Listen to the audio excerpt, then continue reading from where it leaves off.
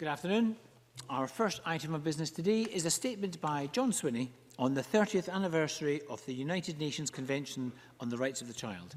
The Cabinet Secretary will take questions at the end, so I would encourage members who wish to ask a question to press their request to speak buttons, and I call on the Cabinet Secretary, John Swinney.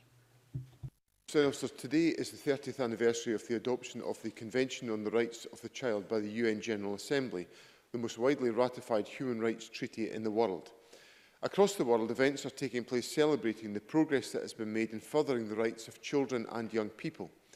I am pleased that this government stands amongst those nations that are pledging to go further. I believe that commitment is shared right across this parliamentary chamber.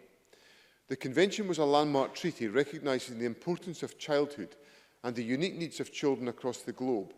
It sets out the civil, political, economic, social and cultural rights that all children everywhere are entitled to, and remains to this day truly world-leading. It is unique in setting out how adults and governments must work together to make sure that all children can enjoy all of their rights. For many children across the globe, realisation of even their most basic rights are still blighted by war, famine or political instability. That this is so in the 21st century is truly shameful. Our starting point is that of the United Nations itself, as set out in the preamble to the Convention, that the equal and inalienable rights of all members of the human family is the foundation of freedom, justice and peace in the world. From that starting point flows a commitment that we must each shoulder to promote, secure and respect children's rights in Scotland and across the world.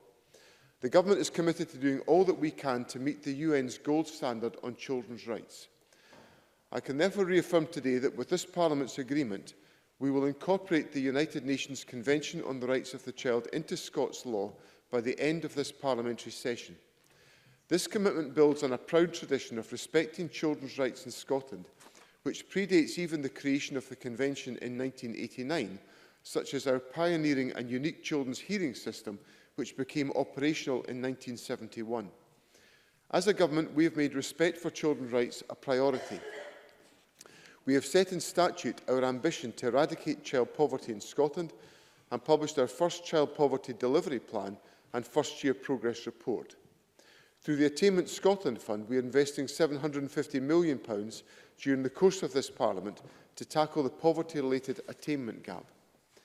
We are almost doubling the funded early learning and childcare from 600 to 1,140 hours per year from August 2020, meaning children and parents will benefit from 30 hours a week of high-quality early learning.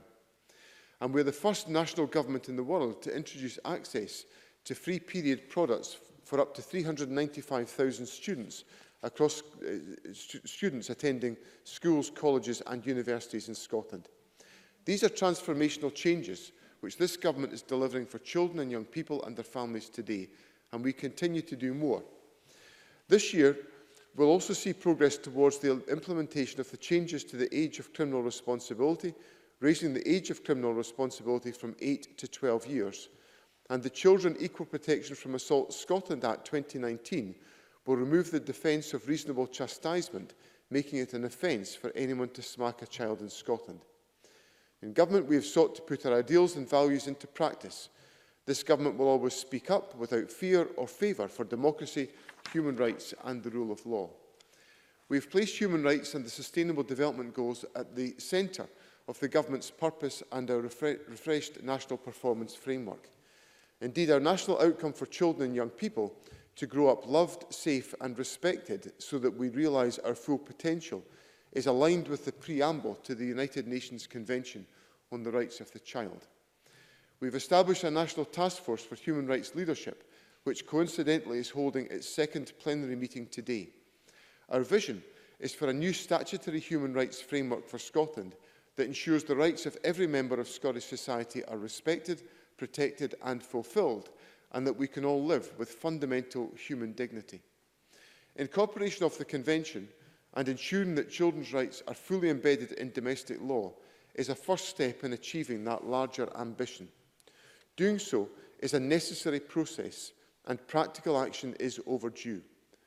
While we live in a country that ratified the Convention in 1991, International treaties such as this are not automatically part of the law in Scotland.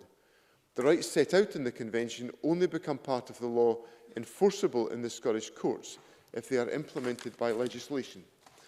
Over the summer, we held a consultation asking what the people of Scotland thought about the best way to incorporate the Convention into domestic law.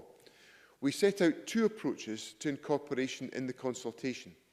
We said that we planned either to directly incorporate those rights as closely as is achievable in the Scottish context, or to transpose those rights by enacting a suite of Scottish children's rights.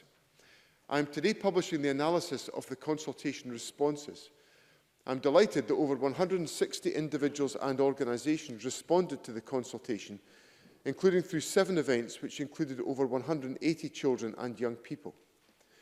To complement the public consultation, we convened a short-life working group made up of stakeholders from across public authorities, the third sector, including the Scottish Parliament, as well as academia and the legal profession.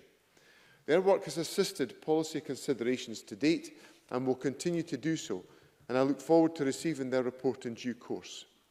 It is clear through the consultation there is wide recognition that incorporating the Convention will significantly advance the protection and realisation of children's rights in Scotland.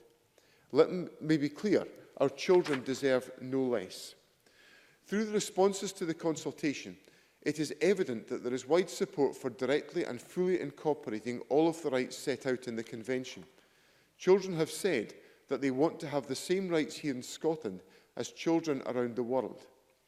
Whilst there was some limited support for a suite of Scottish rights approach, we have clearly heard that this approach carries a risk that rights are diluted or changed, even if this were to be unintended. We will therefore not take this path.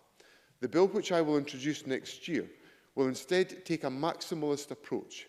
We will seek to incorporate in full and directly using the language of the Convention in every case possible. Our only limitation will be the limit of the powers of this Parliament, limits to which many of us obviously object.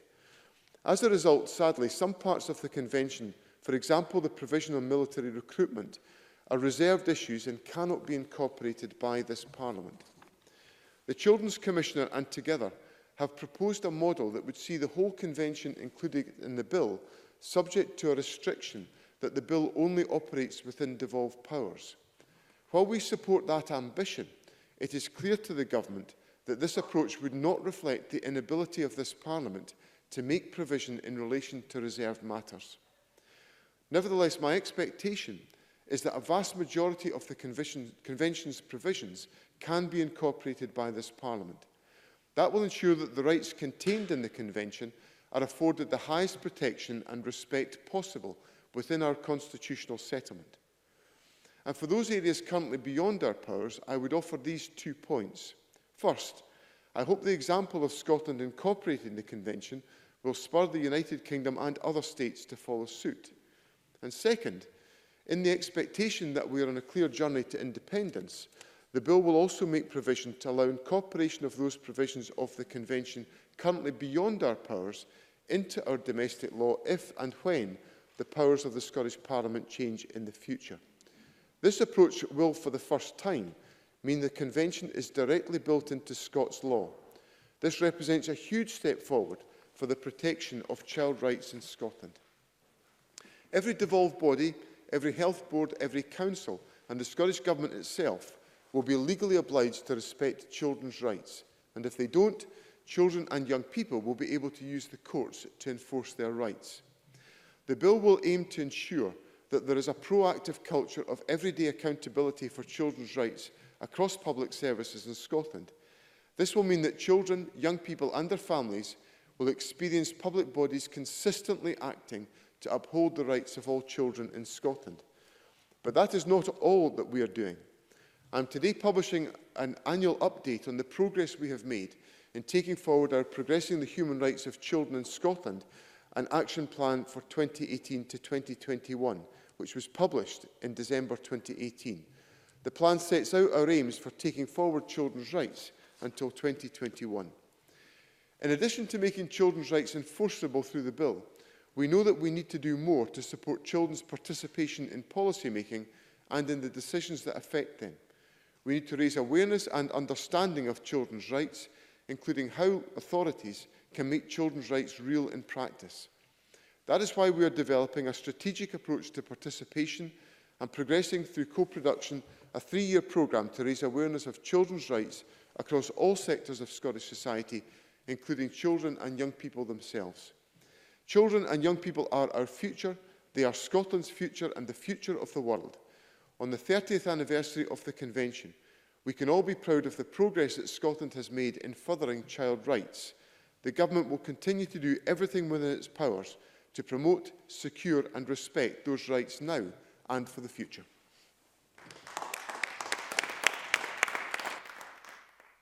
Thank you very much. The Minister will now take questions. The first from Alison Harris. Thank you. I thank the Cabinet Secretary for advance sight of his statement.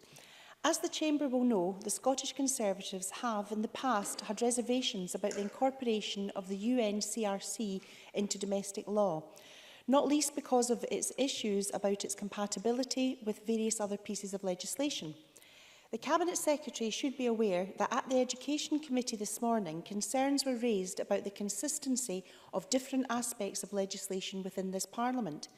Therefore, my question is to ask what research has been done to ensure that, should this be incorporated into Scots law, it will be fully compatible with other aspects of legislation within this Parliament. Cabinet Secretary. I think the key point to observe here is that the purpose of incorporation of the United Nations Convention on the Rights of the Child into Scots law is essentially to provide the highest level of protection for the rights of children in our society. And if that requires Parliament to amend the existing legislation of Scotland to ensure that the existing legislation of Scotland is compatible with the UNCRC, that is precisely what Parliament has to do. And we look at all of these issues to ensure that we are observing the highest standards possible of protecting children's rights. That's the purpose of the legislation that we have consulted upon and the basis of its development, which I'm announcing today. And that's the basis of what we will present to Parliament when we introduce the bill, and which will obviously be scrutinised by members of Parliament as the bill is considered by Parliament. Ian Gray. Thank you, and let me also start by thanking the Cabinet Secretary for early sight of his statement. These benches certainly wish to be associated with his remarks on the importance of the Convention and his desire for a gold standard approach to children's rights. Like Mr Swinney, I believe that commitment is at least broadly shared across the Chamber, and we on this side certainly support the full incorporation of the Convention into Scots law and welcome the outcome of the consultation. What is not shared across the Chamber is, of course, the quote, expectation that we are on a clear journey to independence. So can I ask Mr Swinney why on earth he should choose to use such an important consensual legislation to make such a narrow party political point? And secondly, we have previously here legislated to confer rights on NHS patients, for example, only to find that there is no redress or sanction when those rights are abrogated. So can the Cabinet Secretary explain exactly how children's rights will be enforceable in our courts following incorporation? Cabinet Secretary. Well, my reference to Scotland's journey to independence was to reflect what I think is a reality, but it's also to illustrate that the bill will contain a provision that as the Parliament's powers are expanded in the future, which I hope they are, there will be a mechanism built into the bill which enables Parliament to ensure that its approach remains compatible with the UN Convention on the Rights of the Child as the agenda takes its course. So Mr Gray and I both served on the Smith Commission. That expanded the powers of the Parliament. There were various other steps which have expanded the powers of the Parliament, and that, of course, has creates circumstances in which we need to ensure there is a mechanism to update the powers of the Parliament in that respect. The second point that Mr Gray raised was about the question of the implementation and application of children's rights and any challenge that flows from them. And there are essentially two elements to that. The first, which I laboured in my statement, is the fact that I would expect public authorities to take a proactive approach to ensure that what they are doing in their actions and approaches are being taken forward to ensure compatibility with the UN Convention on the Rights of the Child. And then in a reactive way, there is obviously the opportunity for individuals to challenge any aspects of legislation in the courts that are judged not to be compatible with the UN CRC and the legislation that we will have enacted as a Parliament. So those opportunities are available to challenge any legislation should it not be compatible. John Finney, to be followed by Alex Cole-Hamilton. Thank you, Presiding Officer. I can also thank the Cabinet Secretary for early sight of the statement and very much warmly welcome the content and the progress that's been made. Cabinet Secretary, you talked about reserved issues. Can the Cabinet Secretary outline what consideration has been given to securing a Section 30 order so that the fullest incorporation of UN CRC in Scots law will be possible? Cabinet Secretary. That is obviously an option that could be taken forward. My judgment is in trying to make early progress on this bill that we have given a commitment to enact is to ensure that we take the steps necessary within the current powers of the Parliament to enable us to legislate in this respect, to take the, as I cited in my statement, the maximalist approach to ensure that we can incorporate the Convention on the Rights of the Child to the greatest degree possible, but also to then insert the mechanism which I've just referred to in Ian Gray, which enables us to develop and take forward the development of other powers when the Parliament's powers themselves grow in the future. So that's the mechanism we've adopted to create a practical and tangible way to make progress on this particular issue and to ensure that we put in place essentially the maximum protection we can at this stage and a mechanism to ensure that we can fulfil our obligations as our powers change. Alex Cole-Hamilton, to be followed by Ruth Maguire. Thank you, Presiding Officer. The Scottish Government has stated that it wants to achieve the gold standard on children's rights. I share that aim entirely. But earlier this year, it failed to meet even the bare minimum expectations of the international community. Human Rights Commissioner Dunia Mijatovic said that an age of criminal responsibility of 12 would leave us behind the majority of Council of Europe members. The UN Committee intervened during the bill's consideration, telling us to get to 14 immediately, and our own Children's Commissioner said that any age below 14 cannot be justified in human rights terms. Does the Deputy First Minister recognise that any attempt to incorporate the UNCRC will fail in the eyes of the international community for as long as we have an age of criminal responsibility among the lowest in the world? Cabinet Secretary. Well, I don't accept that analysis. I think what the Government has done in the reforms that we have undertaken on the age of criminal responsibility has been to work with a very broad range of stakeholders to ensure that we could make a very significant change in the legislative basis of Scotland, and to do that in a sustainable way that enabled us to bring many stakeholders with us and to address the issues that are involved in changing the legislation on the age of criminal responsibility.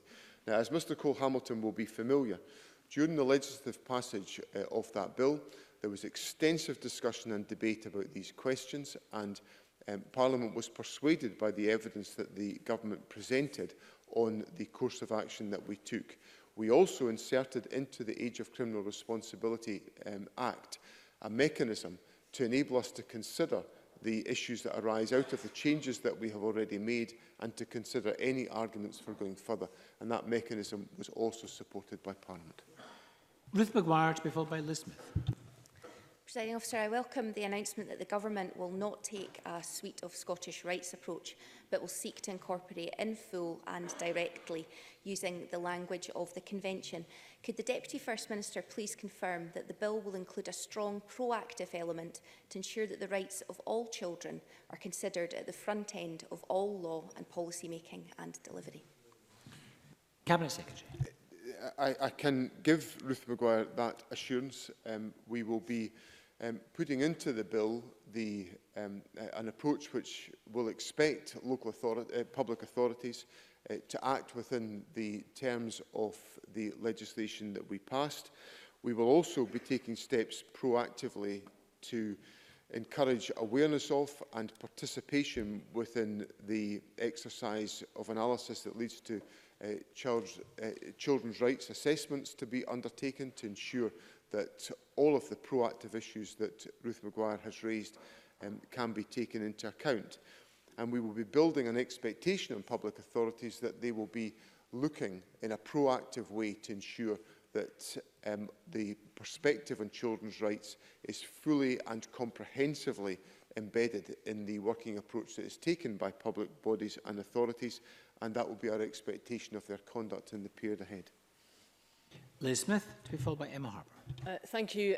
The Cabinet Secretary has made quite clear that he would see that all local authorities, all public bodies and all Scottish Government would have to be fully accountable for their actions in regard to children's rights. Could I ask what estimates of cost the Scottish Government has undertaken to ensure that that happens?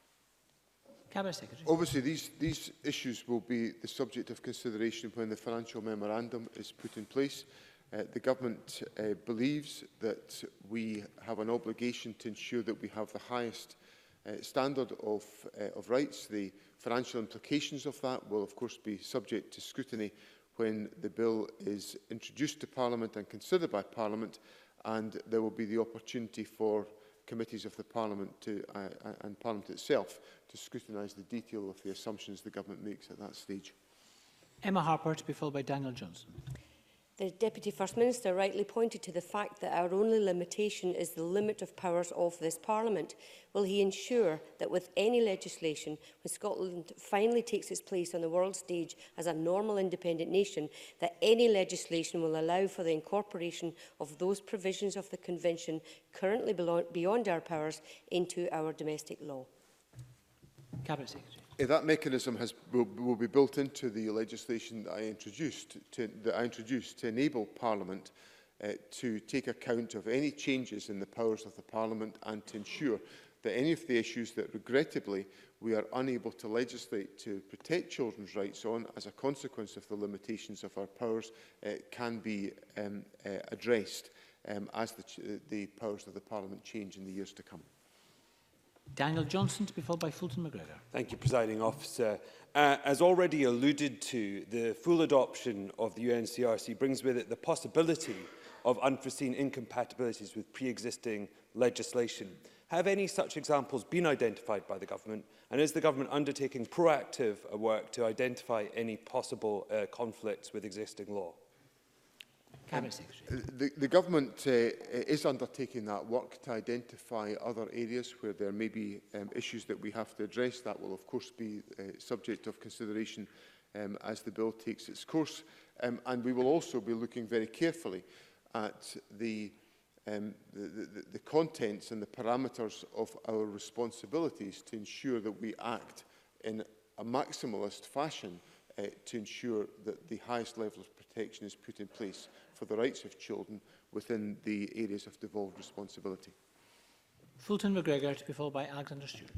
Thank you, Presiding Officer. The Deputy First Minister referenced that the Convention mentions the equal and inalienable rights we should all enjoy.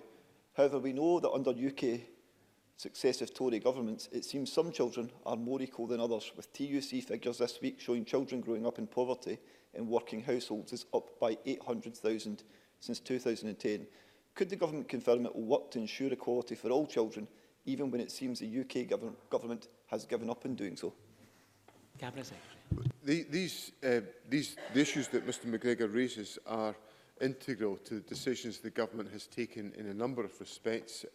First of all, in relation to the Scottish Child Payment, which will be addressing directly the issue that Mr McGregor has raised.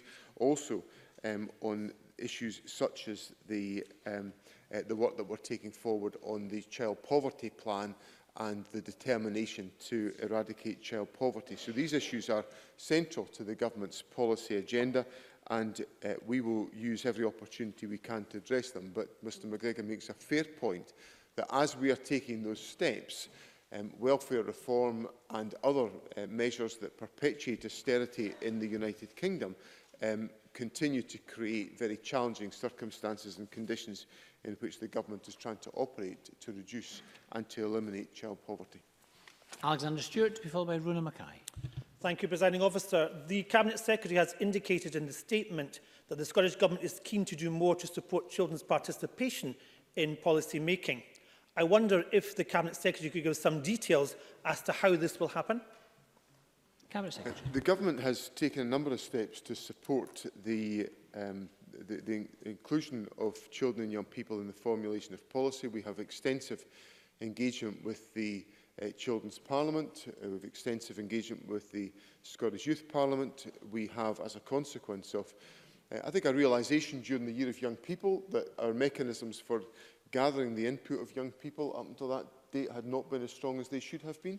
And I think through collaboration with organisations such as Young Scot and Youth Link Scotland, we've created better opportunities for young people to influence the policy of the government. Of course, the Cabinet meets on an annual basis with representatives of the Children's Parliament and the Youth Parliament, which give us invariably a pretty challenging conversation on many of these questions. So we are very much open to that dialogue, and I assure Mr Stewart of the Government's determination to make sure that we hear the views of children and young people, and indeed there's a mechanism in our consultation exercise in the preparation of this bill which involves specifically listening to the views of children and young people, and the consultation exercise has been strengthened as a consequence. Rona Mackay, to be followed by Mary Fee. Officer, I'm delighted that the Scottish Government has listened to the voices of our nation's children throughout this process. Can the Deputy First Minister expand on how we will raise awareness of their rights across the whole of society, as well as amongst children themselves? Cabinet Secretary. One of the specific commitments that we've entered into is an agreement with Young Scot and with children in Scotland to engage children and young people to advise and inform the formulation of greater awareness around children's rights. That's an essential part of the awareness-raising dialogue that I referred to in my answer just a moment ago to Mr Stewart. And it's a programme which enables children and young people to be able to express their contribution to the formulation of policy, and specifically to raise awareness on the important issues of children's rights that are at the heart of my statement today. Mary Fee, to be followed by Gail Rose. I heard the Cabinet Secretary's response to Mr Cole-Hamilton's question. The recommendation from the United Nations is clear. The age of criminal responsibility should be 14. Incorporation would require us to comply.